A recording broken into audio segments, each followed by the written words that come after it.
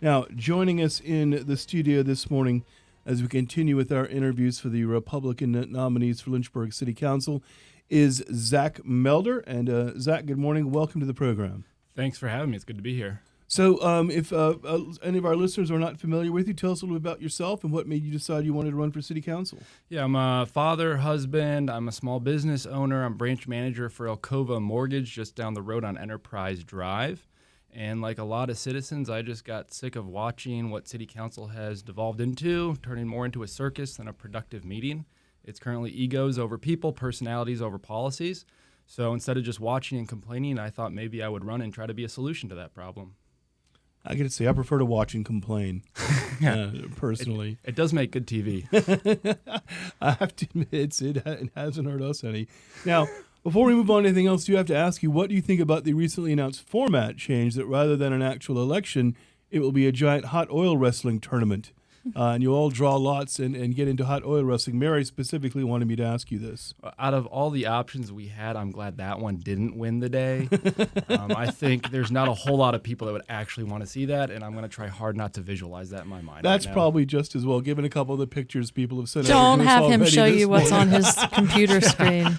What is it? NFTW? No, NSTW? Yeah, NSFW? Yeah, that's it. Yeah. Something Not like that. suitable for work. That's right. No, it is a fair point.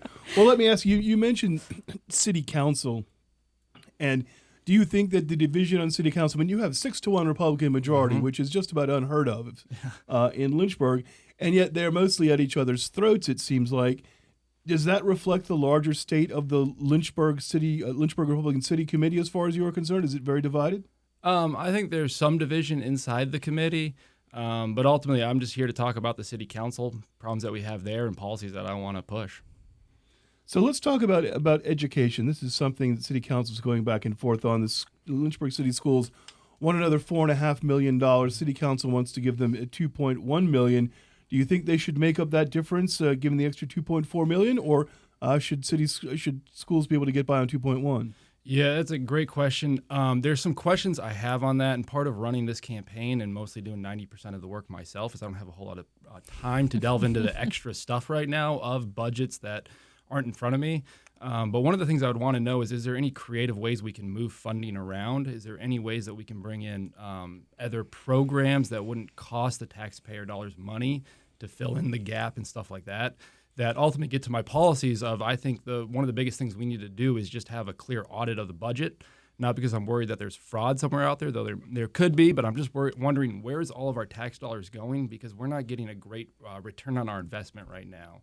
So I think it goes to my broader point of we really need to get an audit done on the budget to figure out why aren't we getting the return on the $650 million we're investing every year into the city. Now, more education. I'm looking at your website here, and one of the things you put it listed as a priority for education is making parental involvement central. And this is something we hear we need to have parents more involved. You know, that is a key indicator of a child's success in school.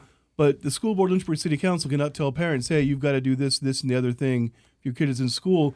What specifically would you do to get parents more involved to improve education in Lynchburg? I've just heard from a lot of parents that they're just getting a hard time even getting answers from administration on what's going on with their students or their own kids in the classrooms.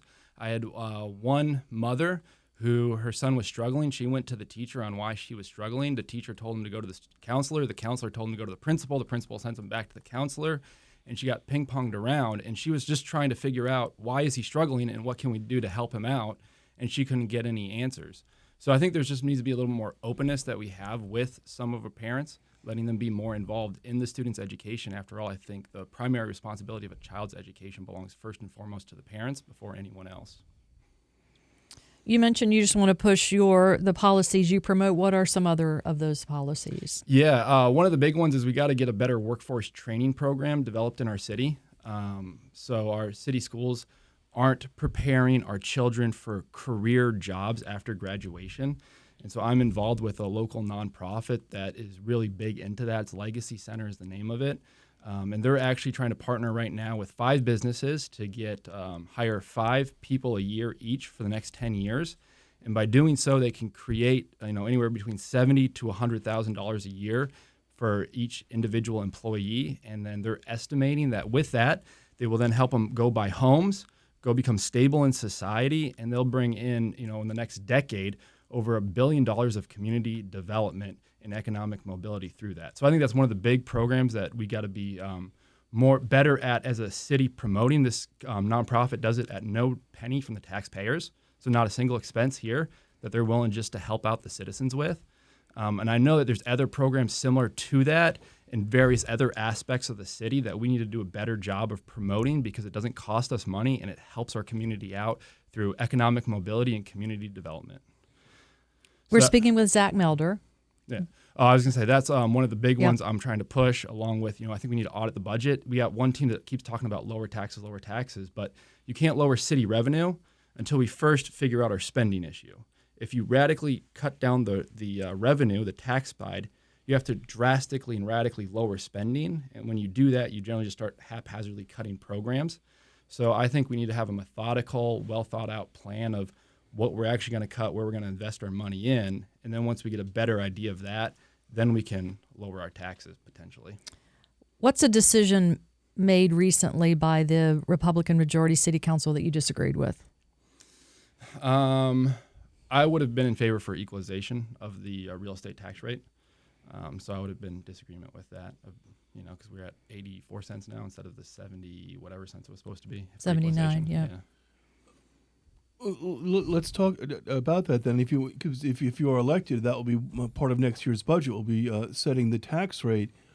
Do you think would you be able to have the audit go through in time to know that? When you say you want to go for equalization, but you've also just said you've got to know what the outcome of that's going to be. Yeah. So I think the first and foremost, if I get elected, I think you go in there and you say, hey, no increase on city spending for this year. Just cap it at the same until we can figure everything out. And so if you keep the city spending the same, then your revenue, your taxes can be the same at that point. But if you keep increasing your spending, by the very nature of it, the only way city makes money is increasing taxes. So I think the first thing you go, January, is you make that clear to the city manager, to Donna Witt as they're planning out the budget, is you just say, hey, here's no more increase on city spending until we first do this audit, figure everything out. Lynchburg, like an awful lot of localities, has a problem with the shortage of housing and with the affordability of housing. We spoke with a couple of candidates about it. Would you favor something like less restrictive zoning? Would you want Lynchburg to try to work with the state and federal government to bring in more tax credits for people? Maybe even directly subsidize housing? What would be the solution to you? Yeah, so I'm in mortgages, so this is a really passion topic of mine. I think that zoning is an area that the locality can deal with. I think there's also, you can get pretty creative on tax abatements, not just in real estate taxes to developers building on raw land, but you can also do sales tax abatements, but then force them to pass the savings on to the new homeowner, but then also restrict it to where it has to be someone who's going to live in it as a primary home opposed to an investor, and then set up some sort of what they say soft lien on the property that forces the new homeowner to live there for 5 to 10 years, and then it will be forgiven. So I think there's a lot of creative ways the locality can get involved in bringing down the price of new constructions onto homeowners.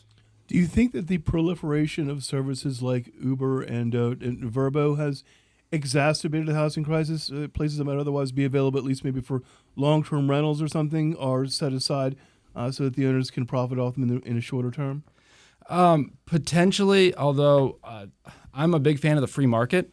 So if the free market dictates that a house's best use is used for Airbnb, then that's what the free market dictates. So I'm always one to let the free market do what the free market does, because generally the free market knows better than politicians on how to allocate resources. All right, we're just about at the end of the time here. Take the last minute here and make the case. Why should our listeners support you in the Firehouse primary on Saturday? Yeah, I think all the citizens realize they pay a lot of money in taxes, and I think they deserve a functioning city government for the amount of taxes they pay, yet right now they don't have that. So I would like to deliver them a functioning city government that actually works for the citizens instead of the egos of the politicians up on the dais. All right, very good. Zach Melder is one of the 10 Republican candidates for city council, and he will be waiting for your vote possibly on Saturday, the Republican primary. It's from 8 to 3 at the Brookville Ruritan Club. Zach, thanks for talking with us. Good luck. Thanks for having me.